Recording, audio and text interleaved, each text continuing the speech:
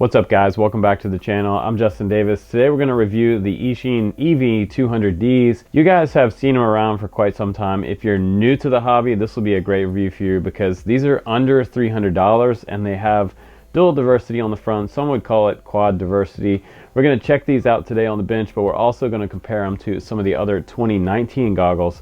And I'm going to give you an updated review of these goggles. We're going to see some of the video that was recorded on the DVR. Eachine does make their own version of a DVR. Others share the same DVR in between different companies, and these guys have made their own for a long time. So the DVR is actually pretty good on these. Whether the screen resolution matches up to some of the more expensive goggles, I will talk about that a little bit in this video, but mostly we're going to talk about how good these are and what the value is and what you get for around $288. So let's go ahead and put these on the bench. I'll break them down and then we'll give you my final opinion on the Eachine 200Ds. Here we go. Okay guys, there we go. They're on the bench.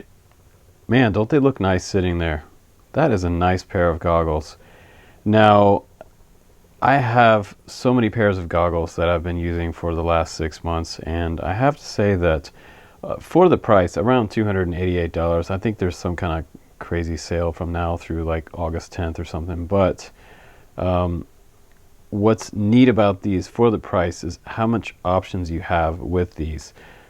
I've talked about this before on my channel. I really like the Sky Zones because they have built-in modules and I don't have to worry about buying extra modules. The nice thing about this one is that it comes with 2 diversity modules giving you quadversity, what they call quadversity, or some would say dual diversity. What does that mean? Well, there's 4 antennas and 2 instances there for switching back and forth to get the better signal. So the signal on these is good. The penetration is great. It also depends on how much power you're running off of your quad. So these also have 72 channels on them for your receiver and around, I believe, around 9 bands. So a lot of different bands, maybe even some that might be illegal in certain countries around the world. So you're going to have to check into that. It also does have several different modes on here. We have a built-in DVR with SD card support, just like every other pair of goggles out there. It's a little bit easier to access than my Fatshark HD3s. I have some HDOs coming for review as well. I never requested those when they came out. And the same thing with these. I was busy doing other things like quad reviews for you guys, so I didn't really get into these 2 pairs of goggles. But those 2 pairs of goggles happen to be some of the most popular ones out there. The HDOs for the really high-end guys who want the best image quality with OLED screens. If you want to spend the money, those are the ones to get. For the guys who want a little more options and something, I would say this is high-tech but basic at the same time. Does that make sense? Eachine, the DVR is very, very nice.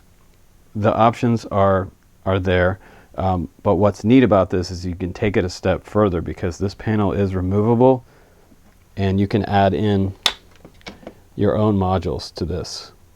It comes with this extra module faceplate right here, and this will allow you to see your module once you plug it in. So this is a True D right here, and I have 2 of these. I can plug these in and they will fit, and I will be able to see the screen right here. I'll just put this through so you can see it, and look at that.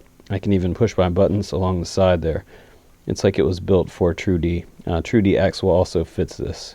This is a really nice option. And the pins are the same on these modules. They just pull out just like this. I'm going to be really careful when I do this that I don't bend these pins. You can see the harness there, the pins here on this module. And this module has no interface on it.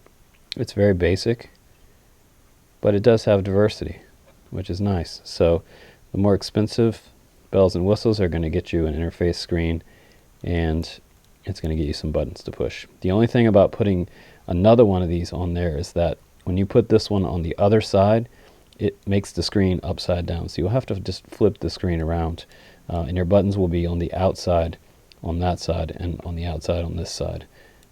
But you have that option. I don't really recommend it, honestly, because unless you feel like you have to have it, you really don't need these extra modules on here. The ones that come along with it are just fine. And let's talk about antennas for a minute, because some of you guys might have questions about what antenna should I get for this. Should I get the Foxy or Lollipop 3? You can get a couple of those and put on here. The ones I've been testing this week, which have been working out really well for me, are the new Lumineer AX right-hand circular polarized. These are the AX2 versions, and these are super nice. This is the stubby version. It is about 3 dB on the power scale, and the other one that I would pair up with this is the longer, what they call the long range version of this antenna, but make sure you get what's going to be the female side versus the male side.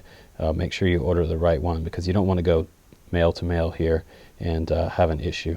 But this would be by far one of the best setups, because this one will get way above your head and give you plenty of range all the way around your head and even behind you, which is a really nice option with these goggles, especially with the dual diversity. You're not going to have a lot of problems with fuzz or having things go in and out on you, even if you do go behind yourself.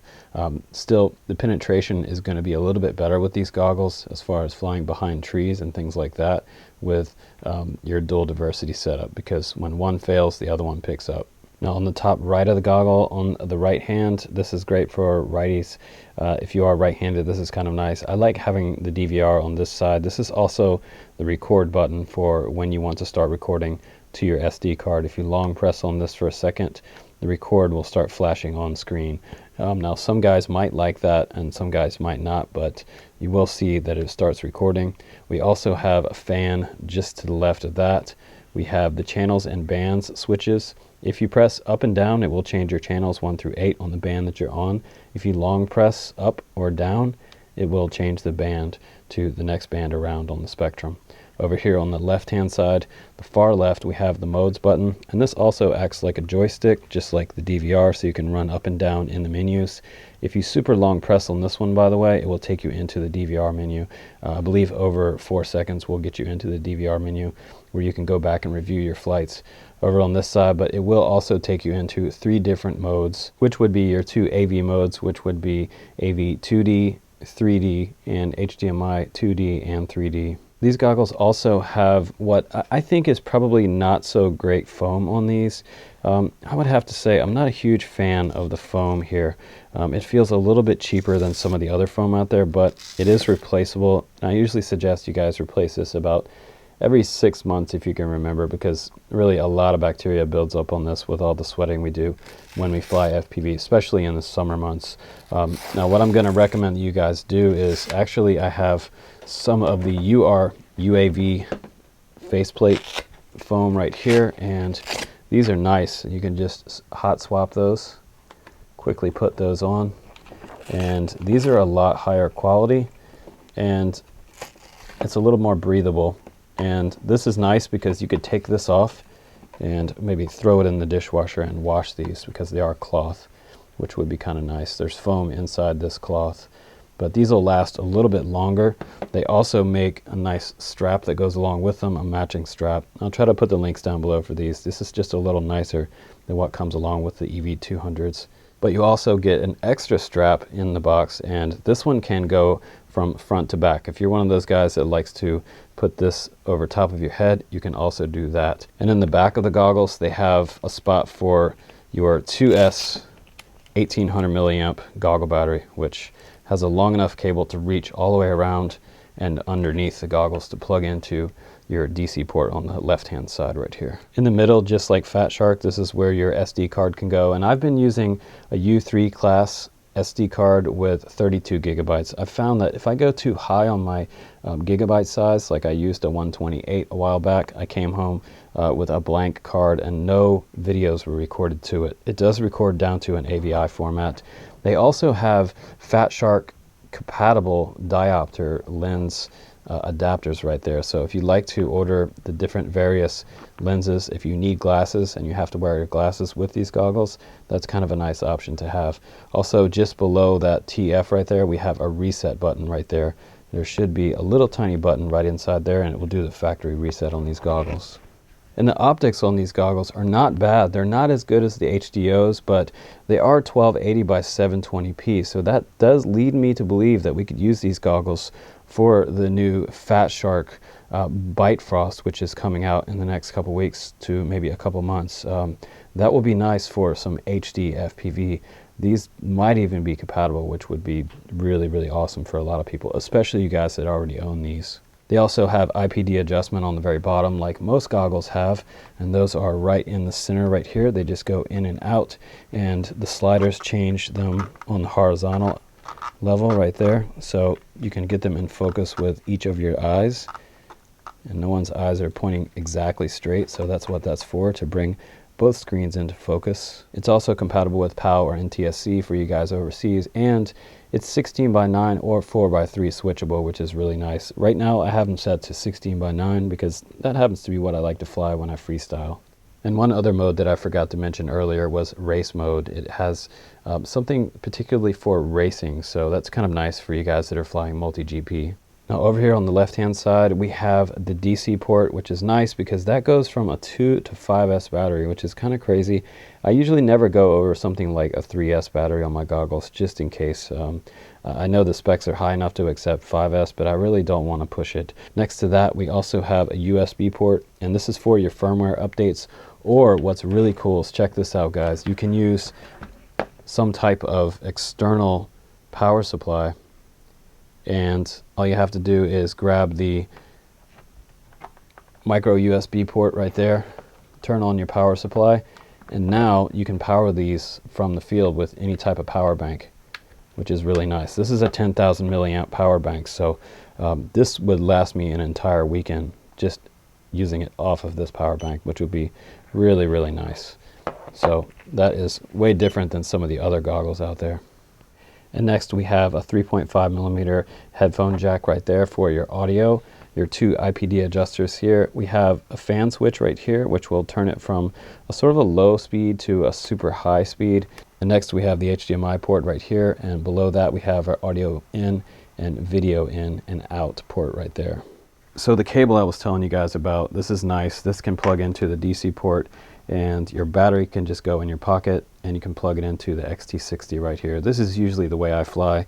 It just takes a lot of weight off your head. I never really like to wear any type of battery on my head, honestly. But I guess what it really breaks down to is, do I prefer these over my beloved Fatsharks or my Sky Zones? Well, I really like my HD3s, but my HD3s happen to be sitting around a lot. Mainly because I'm using the Sky Zone 03s so much. The Sky Zone 03s are around $400, but with this antenna combo right here, I fly pretty much every day, and I'm doing all kinds of different tests, different quads for you guys, and I usually have the best luck with these. They're just the quickest and easiest to just grab and go goggles. And they also have great screens, really nice 16 by 9 or 4:3 screens. So if you can fork out the extra $100, these are also great. But then you're going to be in closer to the price range of the HD3, so you're going to have to make that decision. But I have both of the HD3s sitting here, and I'll tell you, this gets used a lot less than the Sky Zones do, and I'm not sure why. I guess I just like the way the screens look better on these, and these fit me just a little bit better. So the big question to you, if you're looking for goggles right now, is how do the goggles fit you? That's going to be one of the most important things, and the next important thing is, do you like the screens?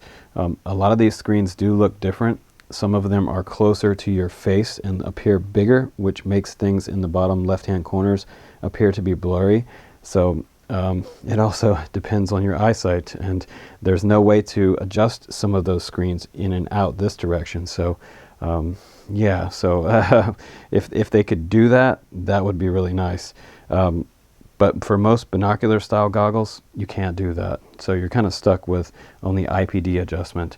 The other ones out there that have sort of in and out adjustments are the Prime 2s, but these have a built-in screen, and they're not a very high resolution, around a 480 on the resolution for these. It's nice that they also have a built-in battery, but this is, in my opinion, it's a total noob type of goggles, kind of a getting your feet wet in FPV, so to speak. But for most of us out there that want a goggle that's going to fly every day, all day, and it's going to be your go-to goggles. Either pair of these would absolutely do you justice. So I'm going to score these around a 4.8 still in 2019. A very good pair of goggles with tons of options. They're really quite awesome. So thanks again for watching my channel, guys. I'm Justin Davis. Please do subscribe for more honest reviews. I'll see you on the next one.